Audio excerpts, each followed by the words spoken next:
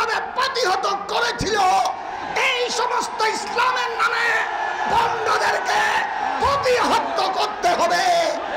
আর আলিয়ার জমিন থেকে শাহে আমানতের মাজারে পাকের সামনে নিয়ে গাউসুল আজম মাইজভান্ডারির জমিন থেকে কুতুবুল আউলিয়া সৈয়দ আহমদ শাহ শ্রীকুঠির পদদলিতের জন্য এই জমিন থেকে আমরা বাংলার জনগণকে জানিয়ে দিতে চাই, ইসলামের নামে কোন পৌঁছাবাজি চলবে না, নবী ওয়ালির সামনে কোন বিয়াদবি চলতে দেয়া হবে না।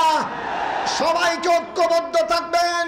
আগামী জাতীয় নির্বাচনে সুন্নি মনোনীত প্রার্থীকে ভোট দেওয়ার জন্য উলামায়ে আহলে সুন্নতের পক্ষ থেকে জোর দাবি জানাচ্ছি।